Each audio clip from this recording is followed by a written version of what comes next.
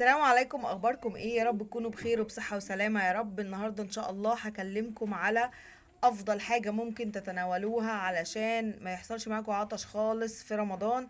الموضوع ده تقدروا تعملوه في البيت، سهل جدا وبسيط ونتيجته رائعة. وصى بيه كل الدكاترة الاجانب والعرب بيه بشكل كبير، وقالوا دايما انه من الحاجات الجميلة جدا للمعدة وجميلة جدا للعطش ومقاومة للعطش جدا ومفيدة جدا. ممكن كمان نضيف عليه إضافة واحدة والنتيجة بتبقى حلوة قوي. بيبقى كل الغذاء اللي خلقه ربنا محطوط فيه كله. وهقولك الحاجة اللي هنضيفها دي ليه ربنا سبحانه وتعالى ما خلقهاش أصلا موجودة فيه وخلاها كله فيه كل الغذاء. فاسمعي النهاردة معلومات لأول مرة تسمعيها.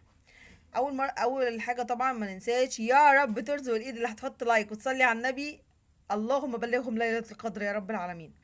وارزقهم فرحة يسجدوا لها باكيين، اللهم امين. بصوا بقى يا جماعة، اول حاجة طبعا زي ما انتوا شايفين ده معانا زبادي. ماشي، زبادي او الرب او الياغورت. ده انا عاملاه في البيت. عاملاه ازاي؟ انا جبت كيلو من الحليب وجبت كوب من الزبادي. طبعا الحليب غليته وسبته لما بقى دافي، مش سخن، دافي.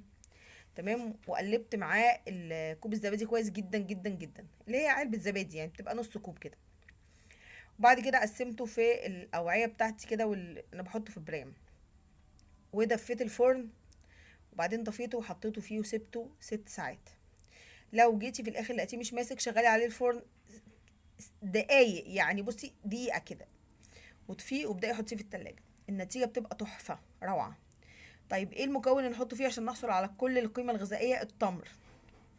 طيب ليه ربنا سبحانه وتعالى ما خلقهوش في الحديد اللي موجود في التمر؟ اللي انا بحط التمر عشان اخليه فيه كل حاجه، لان اللبن فيه كل انواع الفيتامينات اللي خلقها ربنا. ربنا سبحانه وتعالى جعله من غير حديد عشان ما يسودش، عشان يحافظ على اللون الابيض الجميل بتاعه ده. اتمنى الفيديو يكون عجبكم، وما ننساش يا جماعه ده بنتناوله على السحور، نتيجته تحفه. والسلام عليكم.